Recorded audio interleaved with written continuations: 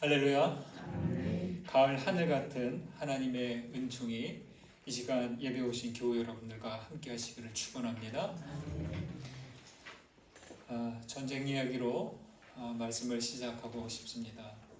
지금도 여전히 러시아와 우크라이나가 전쟁 중에 있는데 속히 끝낼 그런 마음보다 어떻게 해서든지 싸움에서 승리하겠다는 그런 생각으로 있는 것 같습니다. 하루빨리 러시아에 또 우크라이나에 일어나는 그 전쟁이 멈춰지기를, 하나님의 그 역사하심이 있어서 속히 평화를 되찾기를 소망합니다. 1차 세계대전은 독일의 패전으로 끝났습니다. 그러나 전쟁 초기 연합군은 독일과의 전투에서 고전을 면치 못했다고 합니다. 아무리 작전을 치밀하게 짜서 시행을 해도 막상 전투가 시작되면 독일군은 신속하게 대응해서 이 전세를 역전해 가는 것이었습니다. 결과는 연합군이 승리하기는 했지만 당시 독일군의 위력은 참전했던 모든 나라들에게 커다란 위협이 되었다고 합니다. 전쟁이 끝나고 나서 연합군은 그 독일군들의 조직력에 대해서 분석하고 연구하기 시작했습니다. 전투에서 독일군대가 그렇게 일사불란했던 이유가 무엇인지 분석했는데요. 당시 일반 군대는 어떤 선택과 결정을 할 때 지휘부에 보고해서 사령관의 승인을 얻어서 시행을 했다고 합니다. 그런데 바로 직통으로 되는 게 아니라 중간을 거쳐서 사령부에 가고, 사령부는 그것을 검토하고 거쳐서 최전방 전투부대에 전달되었다고 합니다. 이것은 평상시뿐 아니라 최전방 전투 현장에서도 그렇게 번거로운 절차를 밟아야 했던 것이죠. 여러분 생각해 보십시오. 최전방의 위급한 전투 현장에서 그때마다 일일이 사령부에 보고하고 지시를 기다리는 과정은 너무나 느렸다는 것이죠. 반면 독일군의 그 체계는 일사불란했다고 합니다. 독일군의 최전방 중대장, 소대장들은 아주 중요한 사항 외에 소소한 것은 그 자리에서 자신들이 판단해서 신속하게 처리했습니다. 그래도 될까요? 예, 얼마든지 독일군들은 그렇게 했다고 합니다. 독일군 전투장교들은 사전에 사령관과 사령부의 전략과 전술을 기본 수칙으로 숙지했기 때문이라는 거죠. 그래서 매번 묻지 않아도 됐다는 거예요. 정말 중요한 것만 이렇게 일일이 확인을 했지, 그냥 실시간으로 아주 위급하게 벌어지는 전투 현장에서는 소대장, 중대장들이 그렇게 결정했다는 겁니다. 생각해 보십시오. 전투 현장에서 상황이 발생했을 때 일일이 묻고 지시를 받아 행동하는 군대와 이미 주어진 수칙에 따라서 현장에서 신속하게 대응하는 군대의 싸움, 결과가 어떨까요? 당연히 신속하게 그때그때 결정하고 대응하는 군대가 우세할 것입니다. 이것이 바로 당시 연합군이 고전했던 이유라고 합니다. 그래서 그 이후에 미국의 육군사관학교에서는 모든 장교들에게 훈련을 통해서 사령부의 실전 전략과 전술을 철저히 익히고 숙지하도록 훈련을 했다는 겁니다. 달리 말하면 이런 차이입니다. 자녀가 성인이 되었어요. 그런데 매번 어떤 일이 있을 때마다 부모에게 연락해서 아버님, 어머님 이런 일이 있는데 어떻게 해야 되죠? 이렇게 물어보는 자녀들이 있습니다. 그리고 부모의 생각과 의도를 알고 평소에 부모의 어떤 가르침, 그런 양육 잘 이렇게 숙지한 자녀가 주체적이고 성숙한 결정을 내릴 때 그 차이는 어떨까요? 이거 완전히 다른 거죠. 치열한 현실을 살아가야 하는 우리는 어떨까요? 매일의 영적 싸움에서 머뭇거리지 않고 신앙인다운 모습으로 대응하려면 어떻게 해야 될까요? 우리는 하나님의 복음을 제대로 숙지하고 복음에 따라 대응해 가야 한다는 것입니다. 우리는 복음으로 살아야 하고 복음을 계속 살아있게 하는, 그렇게 복음을 전하는 일상을 살아가야 한다는 것이죠. 우리는 복음을 통해 받은 그 은혜의 힘으로 살고 있습니다. 이 복음의 은혜는 믿음의 선배들이 복음을 우리에게 전해왔기 때문입니다. 아무도 전해진 복음을 듣지 않고서 복음을 받아들인 사람들이 없습니다. 아무리 귀중한 복음이라고 해도 전하지 않는다면 은혜의 복음은 계속 앞으로 나아가지 못할 것입니다. 여러분, 복음의 정신으로 깨어 있으시기 바랍니다. 우리를 통해서 복음의 능력이 계속 전해져 가기를 주님의 이름으로 축원드립니다. 바울은 자신에게 온 복음을 어떻게 전하고 있을까요? 오늘 말씀에서 복음에 대한 바울 사도의 심정을 살펴보도록 하겠습니다. 11절을 보실까요? 함께 했습니다. 형제들아, 내가 너희에게 알게 하노니 내가 전한 복음은 사람의 뜻을 따라 된 것이 아니니라. 7절에 보면 다른 복음은 없다라고 아주 단호하게 말합니다. 그리고 여기에서는 내가 전한 복음은 이라고 합니다. 갈라디아서 첫머리에서 바울은 복음을 이렇게 시작합니다. 그러니까 자기 이야기로 혹은 상대 이야기로 시작하지 않고 복음으로 시작한다는 거예요. 여러분, 복음은 가만두면 보이지 않습니다. 복음을 움직이게 해야 하고 움직일 때 복음은 알아차릴 수 있게 됩니다. 복음을 우리가 설명한다면 어떻게 말할 수 있을까요? 저는 세 가지로 복음을 이해합니다. 첫째, 복음은 씨앗과 같습니다. 예전에 고고학자들이 중국의 오래된 무덤을 발굴하다가 미이라를 발견했다고 합니다. 여러분 아시죠? 미이라. 시신이 부패하지 않고 수분만 쫙 빠져나가서 바싹 마른 상태가 미이라입니다. 그런데요, 미이라가 있던 자리에 말라 비틀어지고 쓸모없게 보이는 씨앗 몇 개가 있었다고 합니다. 어떤 씨앗인지 몰라요. 그래서 호기심 많은 과학자들이 이 씨앗을 수분과 온도를 적절히 해놓고 그 환경에 이렇게 그대로 두었습니다. 어떻게 되었을까요? 다시 싹이 돋아났다는 거예요. 시신은 죽은 미이라가 상태가 되었지만 죽은 듯한 씨앗은 적절한 환경에서 싹을 틔우게 됐습니다. 그 이유가 뭡니까?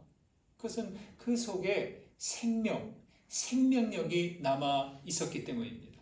상태는 똑같아요. 미이라든지 씨앗이든지 그 상태는 같아요. 근데 다른 건 뭐냐? 그 안에 생명력이 남아있느냐 없느냐입니다. 복음은 씨앗과 같아서 어떨 땐 아무것도 아닌 것 같아요. 그대로 두면 그대로 있지만 이것이 전달되고 심겨지면 때가 되었을 때 살아난다는 겁니다. 복음은 생명 씨앗이기에 받은 이가 그 마음에 감추면, 그 마음에 심으면 그 순간부터 혹은 어느 때가 되면 싹이 나서 자라기 시작합니다. 두 번째로 복음은 자전거와 같습니다. 자전거를 타본 분들은 아시죠? 넘어지지 않고 가려면 어떻게 해야 돼요? 페달을 계속 반박해서 페달을 밟아 주어야 합니다. 페달을 돌리지 않으면 힘을 잃고 넘어지죠. 저는 복음이 바로 그렇다고 봅니다. 움직이지 않으면 복음도 넘어집니다. 복음의 페달을 돌리지 않으면 나에게 있는 복음도 넘어지고 맙니다. 살아있는 복음이 되려면 전도와 증언과 사랑이라는 그 페달을 계속 굴려가야 하는 것이죠. 세 번째로 복음은 택배 상자 혹은 선물 상자와 같습니다. 죄송합니다. 제가 한번 빠뜨렸는데 비행기 양력을 말씀드리고 있습니다. 자전거와 함께 비행기에는 날개에 생기는 양력의 힘으로 날아오르죠. 그래서 이 양력은 빠른 속도로 움직일 때 생깁니다. 그래서 여러분, 복음이란 날개도 움직여야 된다는 거예요. 나에게 있는 복음의 날개가 움직여야 돼요. 그래야 힘을 얻어요. 양력을 얻어요. 그래야 날아오를 수 있는 거죠. 계속 복음을 전하고 증거하고 선교하는 공동체가 비상할 수 있는 힘을 가집니다. 복음은 씨앗이고 또 자전거와 같고 그렇습니다. 세 번째, 복음은 택배 상자, 선물 상자와 같습니다. 택배 상자가 정해진 주소로 배송됩니다. 상자를 받은 사람은 어떻게 할까요? 무심하게 어디다 갖다 놓을까요? 창고에다 보관할까요? 아니죠. 이게 뭐야? 누구한테 온 거야? 어떤 거야? 이렇게 하고 열어볼 것입니다. 복음이란 상자도 전해지면 열어보겠죠. 그리고 모르는 사람이 보낸 것보다 가까운 사람, 신뢰하는 사람이 보낸 상자라면 결코 내버리지 않을 것입니다. 당장은 아니더라도 때가 되면 그 안의 것이 그 사람에게 영향력을 주게 될 것입니다. 여러분이 받은 복음은 어떤 상태로 있습니까? 씨앗입니까? 자전거입니까? 날개입니까? 선물 상자입니까? 여러분, 복음 자전거가 넘어지지 않도록 계속 페달을 돌려가셨으면 좋겠습니다. 복음을 전할 때는 보물 상자를 주듯이 선물 상자를 주듯이 전해 주셨으면 좋겠습니다. 그리고 복음을 전하실 때에는 씨앗을 심는 농부의 심정으로 전해 주시기 바랍니다. 여기 11절에서 바울이 내가 전한 복음은 이라고 한 이 말이 우리 모두의 고백이 되기를 소망합니다. 12절 말씀 보실까요? 함께 했습니다. 이는 내가 사람에게서 받은 것도 아니요 배운 것도 아니요 오직 예수 그리스도의 계시로 말미암은 것이라. 선택과 결정에는 동기와 이유가 있습니다. 무의식적으로 하는 일에도 따져보면 이유가 있더라고요. 1장 1절에 보면 바울은 예수 그리스도와 그를 죽은 자 가운데서 살리신 하나님 아버지로 말미암아라고 합니다. 그래서 사도가 되었다고 했고요. 1장 3절에는 은혜와 평강이 하나님 아버지와 주 예수 그리스도로부터 왔다 이렇게 말합니다. 따라해 보실까요? 말미암다. 예, 이 말미암다는 어떤 행동의 이유와 원인이 됩니다. 12절에서는 내가 전한 복음도 말미암은 것이라고 말합니다. 여러분, 복음은 그리스도와 하나님으로부터 말미암지 않으면 이 복음은 다른 복음이 돼요. 처음엔 아버지 하나님과 예수 그리스도로 말미암아서 받은 복음이었지만 이것이 중간에 바뀔 수가 있어요. 내가 전한 복음이 아니라 내가 복음이 됩니다. 하나님으로부터 온 복음이 되지 않으면 이 복음은 내가 복음이 돼. 내가 중심이 되는 복음으로 바뀌는 거죠. 그래서 여기 말합니다. 사람의 뜻에 따라서도 안 되고 사람에게서 받아도 안 되고 사람에게서 배워도 안 됩니다. 복음은 그리스도로 말미암는 것입니다. 믿음으로 산다는 것은 어떻게 이렇게 예수 그리스도로 말미암아 사는 거예요. 매일매일 말미암아 사는 거예요. 우리가 주일마다 예배하면서 지난 한 주간 내가 주님과 함께 그리스도로 말미암은 한 주간이었나? 그리고 기도하면서 한 주간 동안 주님과 함께 주님과 말미암은 한 주간이 되게 하소서 간구하는 것이죠. 오스키니스의 소명이라는 책이 있습니다. 이 책의 첫 장 제목이 이렇습니다. 소명, 궁극적인 존재 이유라고 말이죠. 여러분, 우리가 존재하는 궁극적인 이유 무엇일까요? 흔히 자신에게 가까운 사람에게 이렇게 물을 때 있죠. 왜 사니? 여러분, 이런 물음 안 가십니까? 진지하게든 좀 가벼운 농담이든 아이고 왜 사니? 이렇게 묻습니다. 왜 삽니까? 우리는 하나님의 부르심에 응답하기 위해서 삽니다. 예수 때문에 살고 그리스도로 말미암아 삽니다. 현대 과학기술은 유용하지만 의미를 깨닫게 하지는 못해요. 여러분, 이게 중요합니다. 현대 과학기술 문명이 아무리 탁월하고 우리를 유익하게 하고 편리하게 하지만 왜 사는가, 어떻게 살아야 하는가, 이것을 말해주지는 않습니다. 톨스토이는 그 이유를 말합니다. 우리가 무엇을 할 것이며 어떻게 살 것인지에 대해 아무런 대답을 주지 못하기 때문이라고 말합니다. 누구에게나 소명이 있습니다. 여기에 있게 한, 여기까지 이끄신 하나님의 부르심이 있다는 거예요. 소명, 콜링이라고 하는데 너무 어렵게 생각하지 마십시오. 하나님의 부르심에 응답하면 그것이 소명입니다. 그냥 불렀다고 해서 그게 소명이 아니라 부르셨을 때 예 하고 응답하면 거기서부터 소명의 그 시작이 되는 것이죠. 천부여 의지없어서 손들고 나왔다면, 예배하는 사람들이라면 모두 소명의 응답을 한 것이죠. 무거운 돌을 움직이게 하려면 어떻게 하십니까? 큰 장비가 있으면 모르겠지만 간단한 방법이 있습니다. 여기 커다란 바위 같은 돌덩이가 있을 때 들 수 없어요. 좀 이거를 들어서 이렇게 좀 옮기고 싶어요. 간단한 방법이 있죠. 지렛대가 있으면 됩니다. 아주 단단하고 길쭉한 지렛대가 있으면 그 바위 아래다 탁 꽂고 그 아래다가 아주 요만한 돌덩이, 작은 돌덩이 하나 놓고 탁 누르면 어떻게 되겠어요? 그 바위가 들썩이고 움직입니다. 그런 식으로 조금씩 바위를 굴려갈 수 있죠. 고대 그리스 수학자 아르키메데스는요, 나에게 서 있을 자리를 달라. 그러면 나는 지뢰를 이용해 지구를 움직일 것이다 라고 했어요. 여러분, 이 커다란 지구라는 별도 긴 지렛대가 있고 아주 그 끝이 어딘지 모르지만 거기서 힘을 가하면 지구도 들썩일 수 있다는 이론적인 이야기입니다.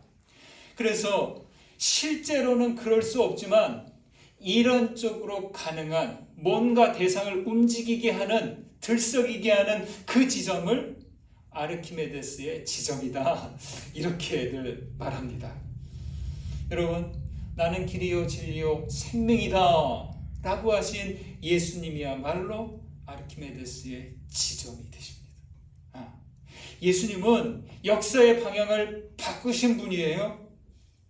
그래서 오늘날 세계연대는 어떻게 계산해요? 그리스도 이전, BC, Before Christ, 그리고 주 후, 아노 도미니라고 해서 이렇게 BC와 AD로 구분합니다. 여러분, 저와 여러분들의 아르키메데스의 그 지점 BC와 AD는 어디입니까? 그것은 바로 복음의 부르심을 듣고 응답하고 받아들이는 이 소명의 자리, 믿음의 자리가 바로 아르키메데스의 지점이 될 것입니다. 교부 아우구스티누스는 이렇게 말했습니다. 당신은 당신을 위해 우리를 만드셨습니다. 그래서 우리의 마음은 당신 안에서 안식을 찾기 전에는 늘 불안할 뿐입니다. 하나님의 품에 있어야 편안해요. 주님의 품에 들어야 우리가 안식을 얻을 수 있어요. 그 이전에는 불안한 거죠. 그렇습니다. 우리는 하나님 없이는 하나님을 찾을 수 없습니다. 하나님 없이 하나님까지 도달할 수 없습니다. 우리에게는 복음이 있습니다. 그리고 이 복음을 전해야 하는 소명이 있습니다. 사람의 뜻을 따르지도 않고 사람에게서 배우지도 말고 오직 주님으로 말미암아 그 소명에 응답해 가시는 우리 모두 되시기를 소망합니다. 16절을 보실까요? 함께 읽습니다. 그의 아들은 이방에 전하기 위하여 그를 내 속에 나타내시기를 기뻐하셨을 때에 내가 곧 혈육과 의논하지 아니하고.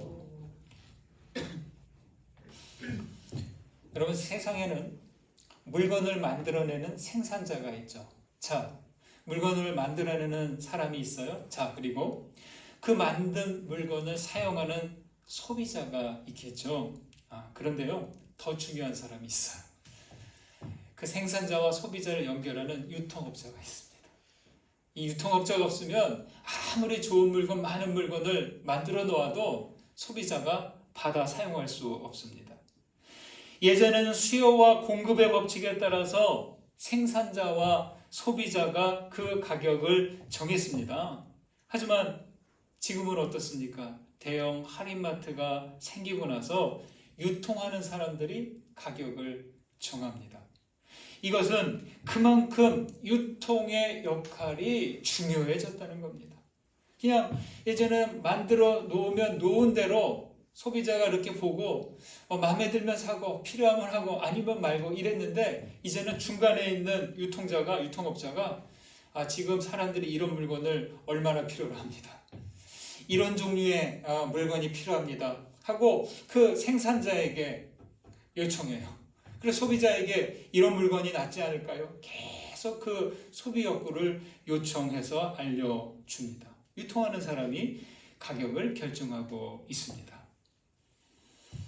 우리는 수요 성서학당마다 한국교회 처음 이야기를 하죠.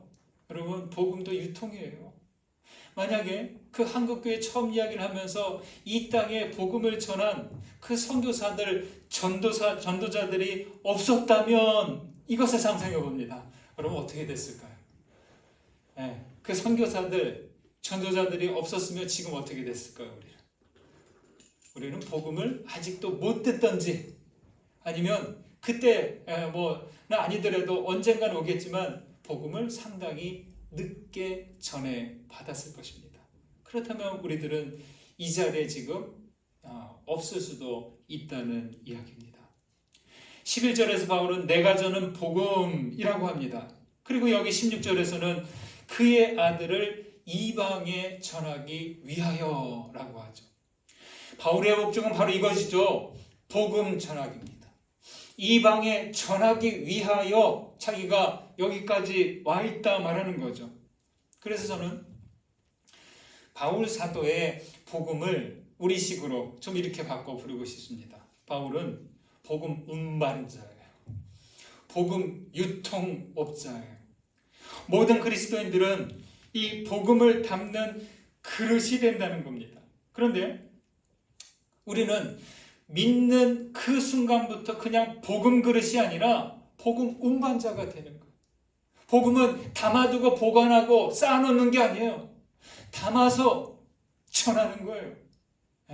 그래야 복음이 복음답게 살아납니다.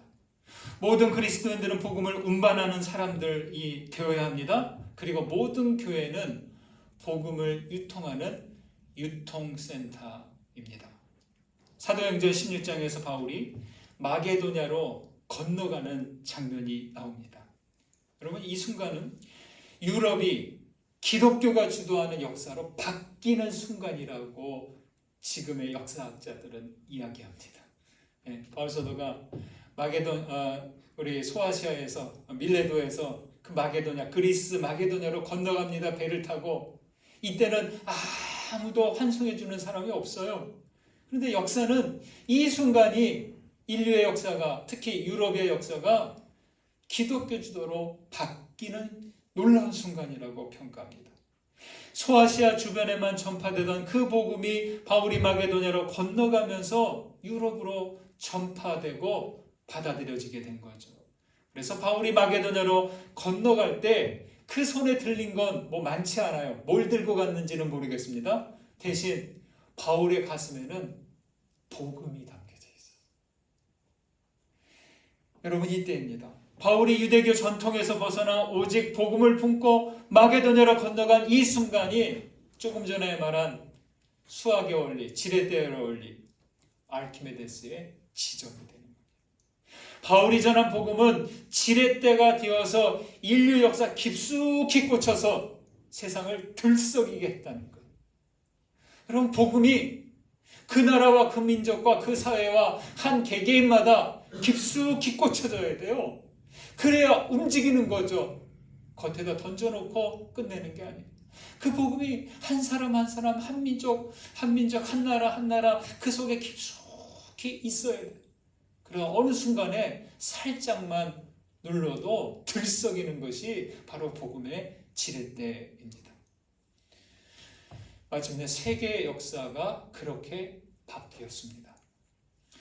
여러분, 우리가 받은 복음, 우리가 전하는 그리스도와 복음이 누군가에게 혹은 세상을 들썩거리게 되는 그런 지렛대 되시기를 간절히 소망합니다. 신앙의 삶은 소유와 저장이 아닙니다.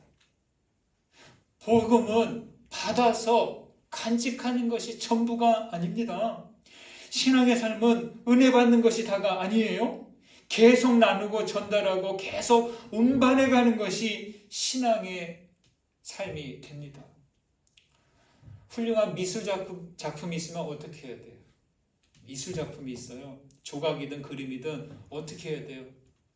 전시해서 많은 사람들이 보고 어떤 감동이나 느낌을 얻게 해야 합니다.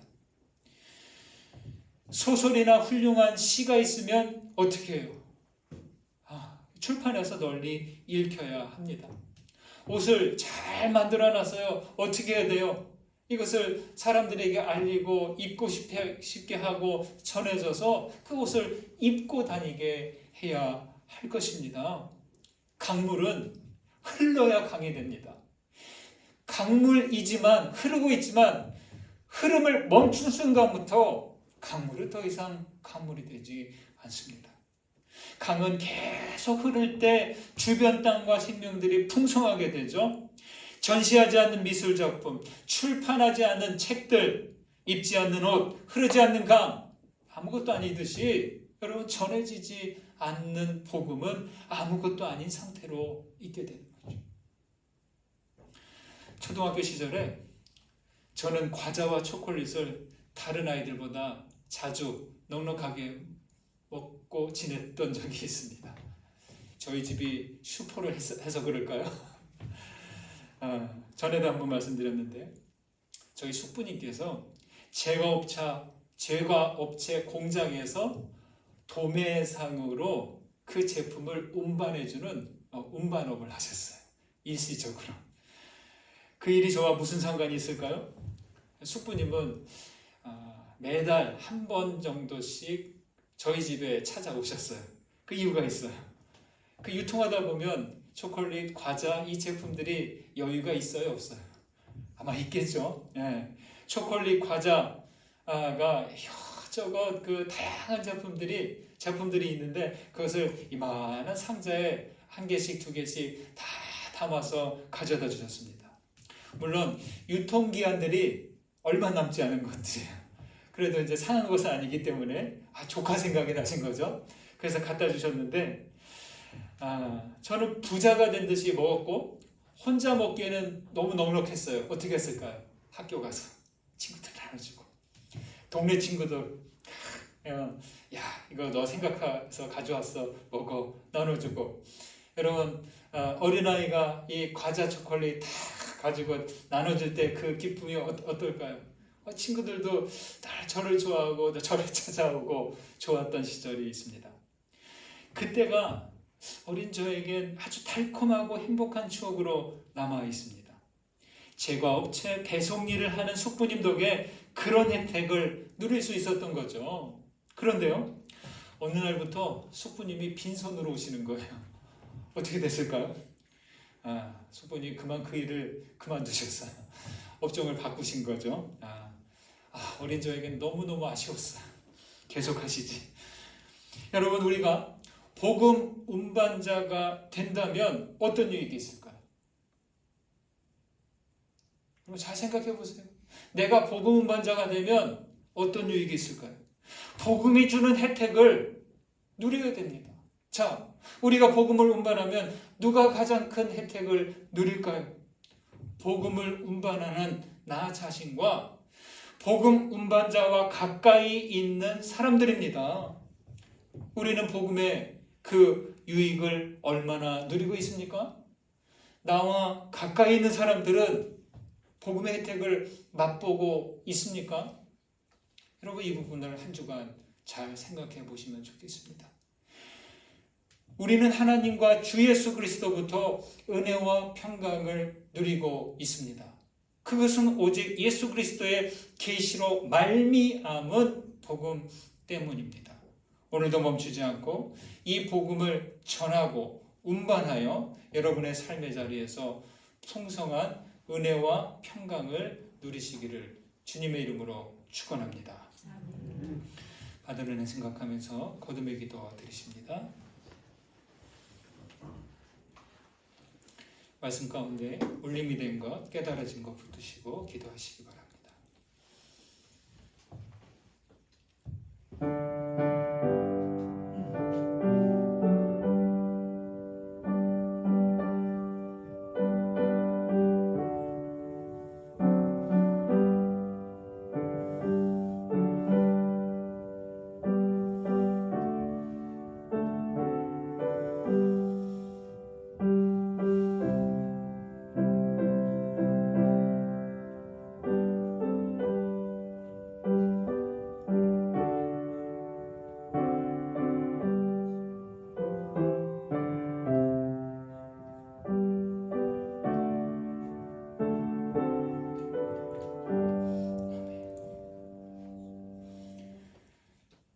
우리의 모든 것의 이유가 되시는 하나님, 감사와 영광을 드립니다.